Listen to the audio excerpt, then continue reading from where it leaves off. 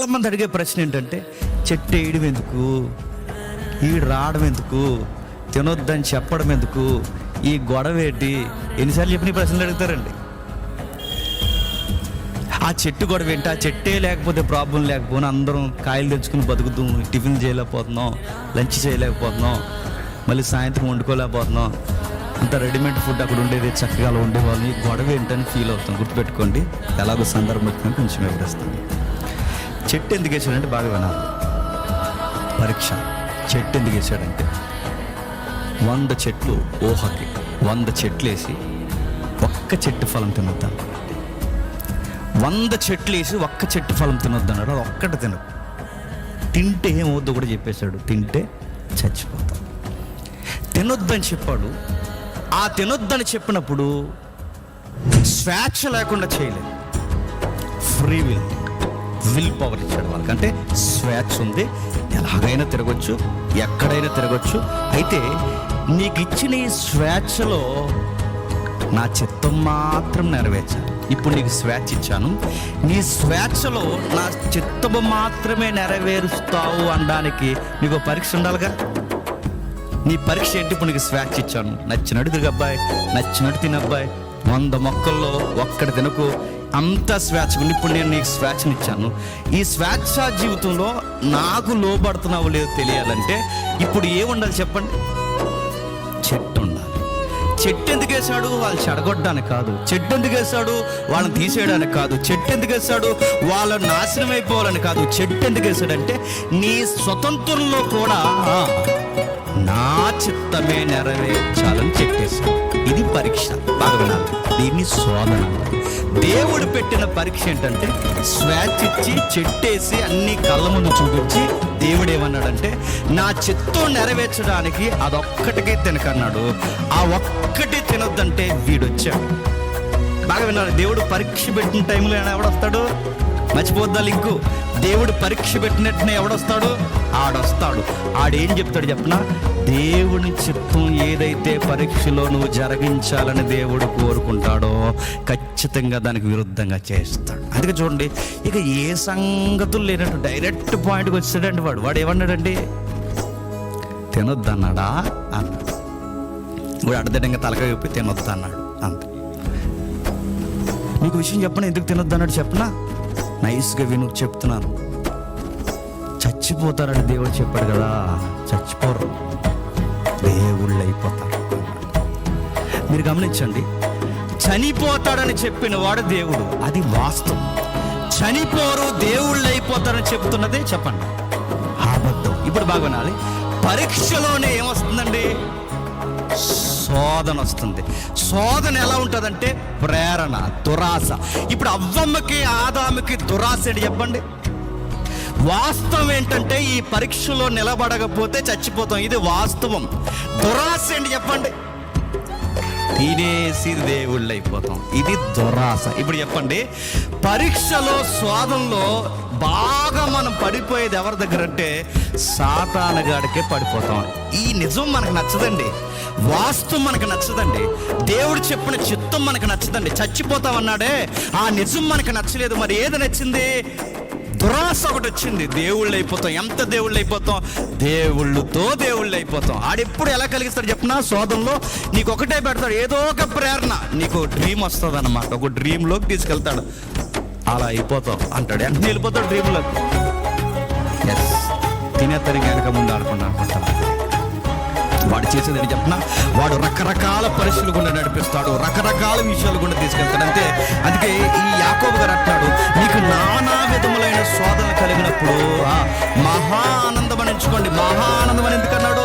మహా ఆనందం ఎందుకంటే ఈ పరీక్ష మీరు పాస్ అయిపోయారు, దేవునికి ఇంకా దగ్గర అయిపోతారు. ఈ పరీక్షలో మీరు ఫెయిల్ అయిపోయారో దేవునికి దూరం అయిపోతారు. మీరు దేవుని పిల్లలు గనక ఈ శోధనలు మీకు మహా ఆనందమే. ఎందుకంటే ఎన్ని పరీక్షలు వచ్చినా మీరు సువర్ణ వలె తయారు చేయబడతారు గనక అసలు మీరు భయపడవలసిన అవసరం ఏం లేదు. శోధనలు కలిగినప్పుడు మీరు ఏం చేయాలి? మహానందం అని ఎంచుకోనండి. శోధన కలిగినప్పుడు మహానందం అని ఎంచుకోనండి. అసలు భయపడకండి. శోధన కలిగించేవాడు సాతానుగాడైనా, శోధన పెట్టేది దేవుడైనా, శోధన ఇద్దరి వలన కలిగిన దేవుడు పెట్టే శోధన నిన్ను ఇంకా విజేతగా మార్చడానికి, సాతానుగాడు పెట్టే శోధన నిన్ను జీరో చేయడానికి. ఆడు జీరో అవుతా అని చెప్పడాడు, నైస్గా ఎక్కిస్తాడు. ఆడు అబద్ధం ఆడినప్పుడట ఆడు స్వభావమును అనుసరించే అబద్ధం ఆడతాడు. మీకు ఉదాహరణ చెప్తాను వినండి. ప్రారంభపు సంఘంలో దంపతులు ఉండేవారండి, ఇద్దరు. ఒక ఆవిడ మోసే గారు వాళ్ళ ఆవిడ పేరెట్టుకుంది, సిప్పోరా సప్పీరా. వాళ్ళ ఆయన అననీయ. వీళ్ళని ఎవరు అడగలేదండి, ఎవరు చేయమని కూడా చెప్పలేదండి. వీళ్ళని సంఘానికి డబ్బులు ఇవ్వమని కూడా ఎవరు అడగలేదండి. ఇక్కడ డబ్బులు ఇస్తామని తయారై ఇల్లు వాకులు అమ్మేసి మా డబ్బులు ఇచ్చేస్తామండి, దేవుని పరిచయకి పేతురు గారు అని చెప్పారు. అపోస్తలులకు వచ్చి చాలా ఘనంగా చెప్పారు. ఇన్ని విషయాలు చెప్పిన వీళ్ళని మీరు గమనించండి. బాగానే ఇస్తానన్నారు, బాగానే చేశారు, వీళ్ళని ఎవరు ఏమి అడగలేదు, అన్నీ బాగానే చేస్తానన్న వాళ్ళు తర్వాతట అమ్మేసిన డబ్బుల్లో కొన్ని వెనక్కి తీసుకున్నారట. అడుగుతానండి, ఎమ్మని వీళ్ళని ఎవరినైనా అడిగారండి? తీసుకోమని బాగమేనండి, ఇమ్మని ఎవరు వీళ్ళని అడగలేదండి. అపోస్తలు ఇస్తానని ముందుకు వచ్చింది వీళ్ళే, చేస్తామని ముందుకు వచ్చింది వీళ్ళే, నిలబడింది వీళ్ళే. సరిగ్గా అదే టైంలో సాతానుగాడు వచ్చి అంత ఇచ్చేస్తే రేపు నుంచి అలా బతుకుతాం,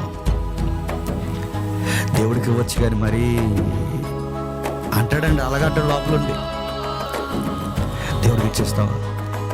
దేవుడి డబ్బు ఏంటి? దేవుడి డబ్బు అయితే నీకు కూడా కొన్ని పనులు ఉంటాయిగా, మరేం చేయాలి? దగ్గరుండి అబద్ధం ఆడించి వాడు అన్నాడట, మేము ఇంతకే అమ్మాం, ఇంతకే తీసుకోండి అని అబద్ధం ఆడాడట. మీరు గమనించండి, దేవుని పిల్లలతో అబద్ధం ఆడితే సాక్షాత్ ఎవరితో అబద్ధం ఆడినట్టు తెలుసా? చెప్పాలి, దేవునితోనే అబద్ధం ఆడుతున్నారు. బైబిల్ ప్రూఫ్ ఉందంటే ఉంది. సౌలు అనే వ్యక్తి మతోన్మాదంతో రగిలిపోయి క్రైస్తవ్యం లేకుండా చేయాలని పరుగులు తీస్తుంటే ఆ సౌలుకి దేవుడు అడ్డుపడి, ప్రభు అడ్డుపడి నిలబడి, సౌలా ఎక్కడికి పోతారని అడుగుతున్నప్పుడు, ప్రభువా నువ్వెవరవంటే, నువ్వు హింసించుచున్నా యేసునంటే, ఇక్కడ హింసించుచున్నది ఎవరినండి? సంఘాన్ని హింసిస్తున్నాడంటే, సంఘాన్ని హింసిస్తున్నప్పుడు సాక్షాత్ ఎవరిని హింసిస్తున్నట్టు? దేవుడిని హింసిస్తున్నట్టు. ఇప్పుడు సంఘానికి అబద్ధం చెప్తే ఎవరికి అబద్ధం చెప్తున్నట్టు? ఇప్పుడు అననీయ సప్పీర అపోస్తులకు అబద్ధాలు డబ్బుల విషయంలో చెప్తున్నారంటే ఎవరికి అబద్ధం చెబుతున్నట్టు? ఇప్పుడు బాగా వినాలి, దేవుని సంఘానికి, దేవుని పిల్లలకి ఊరకే అబద్ధాలు చెబుతున్నారంటే ఎవరికి అబద్ధాలు చెబుతున్నట్టు? చరిత్రలో దేవునికి అబద్ధాలు చెప్పి బతికేసినోడు ఉన్నాడా? చరిత్రలో దేవునికి అబద్ధాలు చెప్పి బతికి బట్టగట్టునోడు ఉన్నాడా? ఎగిరిపోయారు దేవుని డబ్బుతో చెలగటమాడితే, పతనమైపోయారు. అబద్ధాలు ఆడుతున్నావు. నీ ఇంట్లో మీ మామ అనుకుంటున్నావేమో, నీ ఇంట్లో మీ అయ్య అనుకుంటున్నావేమో, నీ ఇంట్లో నీ భార్య అనుకుంటున్నావేమో, నీ ఇంట్లో నీ స్నేహితుడు అనుకుంటున్నావేమో, నీ ఇంట్లో నీకు కావలసిన అనుకుంటున్నావేమో. వాళ్ళ దగ్గర ఆడ అబద్ధాలు చెల్లుతాయి. సంఘంతో అబద్ధాలు ఆడితే చస్తావు, పోతావు. భార్య భర్త ఒకే రోజు మట్టిపాలైపోయారంటే ఎంత ఇబ్బంది. వీళ్ళు ఎలా అయిపోవడానికి వెనక ప్రేరేపించింది ఎవడు చెప్పండి? సాతానుగాడు వాడు ఎంత నైస్గా చెప్పాడండి. పేతురు అన్నాడు, పేతురు మాట్లాడుతాడు, అననీయ ఎవరు చెప్పారా నీకు ఈ బోర్డు సలహా? సాతానుగాడే కాదు, వాడికి అవకాశం ఇచ్చా కాదు, నిన్ను ఇమ్మని అడగలేదు, తెమ్మని అడగలేదు, చేస్తానని ముందుకు వచ్చింది నువ్వే, అన్నిటికీ నిలబడింది నువ్వే. ఇంత నిలబడిన తర్వాత ఎందుకు వాడికి దొరికేశావు? నువ్వు అబద్ధం ఆడుతున్నది ఎవరితో తెలుసా? సాక్షాత్తు ఆత్మదేవుడితో అబద్ధం ఆడుతున్నావు. చూసారా వాళ్ళు ఎంత చక్కగా త్యాగం చేయడానికి వచ్చారు. వాళ్ళ దాతృత్వాన్ని కూడా ఎసరబెట్టేలా చేసింది ఎవరు చెప్పండి? సాతానుగాడు. ఇదే దీన్ని ఏమంటారు తెలుసా? దురాశ, దీన్నే ప్రేరణ, దీన్నే మరులు కొలపబడ్డం. ఈ దంపతుల్ని వాడు ఎరగదీసి చేసింది ఏంటో తెలుసా? ఏం చేయలేదండి. అటు సంఘానికి విరుద్ధం చేశాడు, ఇటు సమాజానికి అబద్ధికులు చేశాడు, చివరికి చచ్చిపోయేలా చేశాడు వాడు. అననీయ సప్పీర చరిత్రలో అలా మిగిలిపోయారు. సాతానుగాడు చాలా ఈజీగా, చాలా త్వరగా బయట వాళ్ళ దగ్గరికి రావడానికి ఒక అడుగు ఆలస్యం చేస్తాడేమో కానీ ఈ గుంపులో ఉన్న వారి దగ్గరికి, సంఘం అనే గుంపులో ఉన్న వారి దగ్గరికి, వీళ్ళ దగ్గరికి అడి ఎగేసుకుని వస్తాడండి. చాలా త్వరగా వస్తాడండి. ఎవడ మింగుదామనా అని వస్తాడు. ఏ సెక్టార్లు ఎలా మింగేద్దామా అని చూస్తాడు. ఈజీగా దొరుకుతాడు. ఎలక పిల్లలా దొరుకుతున్నారండి అందరూ. ఈజీగా దొరుకుతారు. అవ్వమ్మ దొరికేసింది, ఆదాము దొరికేస్తాడు, అననీయ సప్పీరా దొరికేస్తారు. ఏం చేస్తాడంటే ఏం చేయడు. వాడు అబద్ధం ఆడినప్పుడు వాడు స్వభావమును అనుసరించి, అంటే చాలా నైస్గా, ధైర్యంగా, అసలు అబద్ధం ఆడుతున్నానన్న భయం కూడా ఉండదట.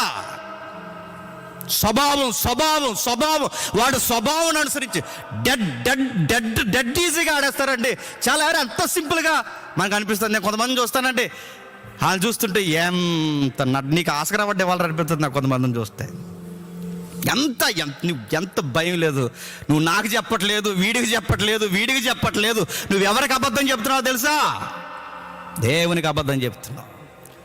దేవుని సంఘానికి అబద్ధం చెప్తున్నావు. చెప్పేలా చేశాడు వాడు. దావీదు దగ్గరికి వచ్చాడు, లెక్కెట్టు. దేవుడు వచ్చాడు, 3 లెక్కలు చెప్పాడు. 3 బంపర్ ఆఫర్లు ఇస్తున్నాను, ఏం కావాలి తీసుకో దావీదు అన్నాడు.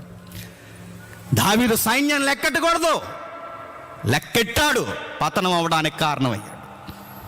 యోధా సందాసించిన డబ్బులు లెక్కెట్టాడు, ఎగిరిపోయాడు, పైనుంచి కింద పడి పేగులు ఊడిపోయి నడు మిరిగిపోయి చచ్చిపోయాడు.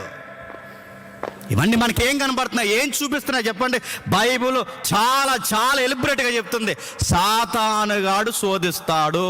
ఎక్కడ ఎవరిని ఎలా శోధించాలో చూస్తాడు. కొంతమందికి సిగరెట్ పిచ్చి ఉండదు, కొంతమందికి జోదాల పిచ్చి ఉండదు, కొంతమందికి స్త్రీల పిచ్చి ఉండదు, కొంతమందికి కొన్ని పిచ్చులు ఉండవు, కానీ ఒక్కొక్కడికి పిచ్చి ఉంటుంది.